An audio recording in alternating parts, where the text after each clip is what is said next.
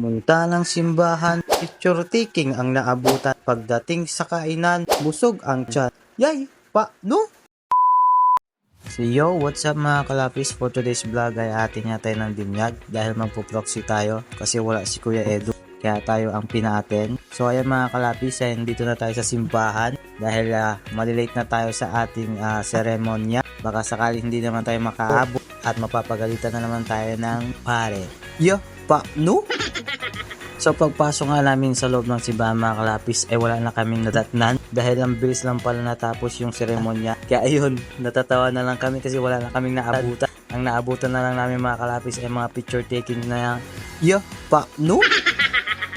So ayun nga mga kalapis, ayan, hinihintay na lang namin na kami naman yung magpipicture taking kasi meron pala silang kasabayan na dalawang bibinyagan. So hinihintay namin dito mga kalapis, kaya kung mapapansin nyo, ayan, upo kami dyan, tawa-tawa na lang kami. Yan si Mrs. nakangiti na lang dahil hindi nga kami umabot sa seremonya. So ayun, naakyat na kami at pupunta na kami sa picture taking. Kahit dun man lang sa picture taking mga kalapis ay makapabigay kami ng ambag dahil hindi nga kami nakarating sa seremonya.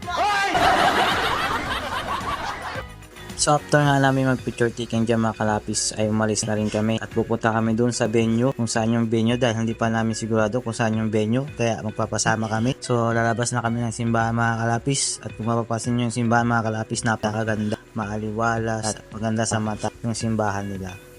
Sa paglabas natin mga kalapis ay nakita ko yung batchmate ko na humingi ng guidance at yung mga kalapis ay pupunta na kami sa aming sasakyan dahil nga mga kalapis sobrang init na rin kaya nagmamadali na kami na makapunta sa venue para naman makapagpahinga na rin kami at makaupo sa upuan. Pero bago nga kami dumiretso sa venue mga kalapis ay meron muna kaming dinaanan dito, yung regalo ni Kuya Edu sa inaanak niya, yung cake, kaya dumaan muna kami dito sa pagkuhaan ng cake para kunin namin yung cake na ibibigay namin doon sa binyag. So ayan mga kalapis, nakarating na kami sa pagkuha ng cake. Ayan, tingnan mo naman yung lakad ko, parang siga.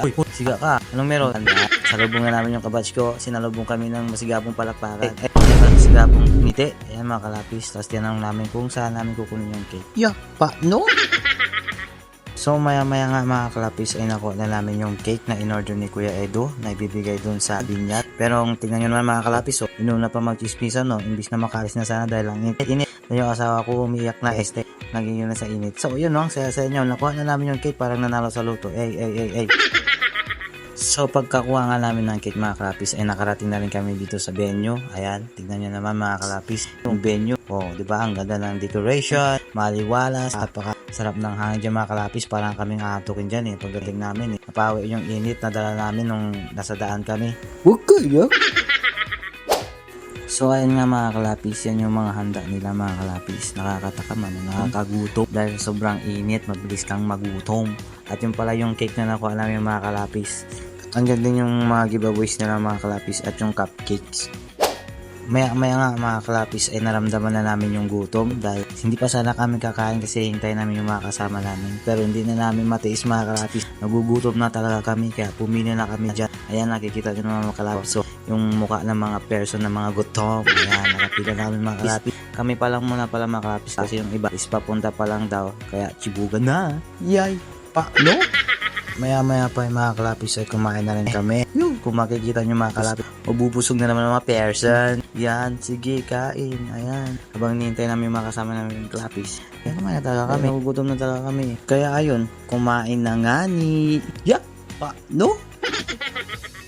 So pagkatapos nga namin kumain dyan mga kalapis, ay saka naman dumating yung mga barkada, yung mga bisita, yung mga ibang ninong at ninang na barkada ni Kuya Edu. Parang ang tagal nilang hindi nagkita. Puro sila chismis, marami silang kwentuhan, marami silang pag-aasaran. Ayan mga kalapis, ganyan sila pag nagsama-sama sila. Lalo na kaya pag dumating si Kuya Edu.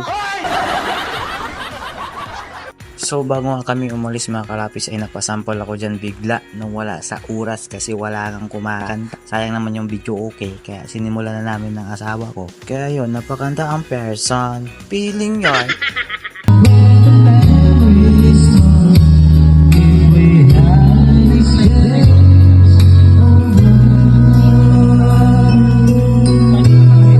So maya nga mga kalapis ay umalis na kami sa venue dahil magpapabakas pa kami. So ito nga pala yung nakakuha ng pabakas natin kanina mga kalapis. So congrats sa'yo. Bossing, sana napasaya ka namin sa pabakas namin. So yun lang mga kalapis, maraming salamat sa panonood. Sa mga solid followers natin dyan na kaantabay, na lagi sumusuporta, maraming salamat sa inyo. Hanggang dito na lang muna yung video natin mga kalapis. Huwag niyo pong kalimutan mag-like, share, and follow para lagi po kayong updated sa mga videos natin. Yun lang mga kalapis, goodbye!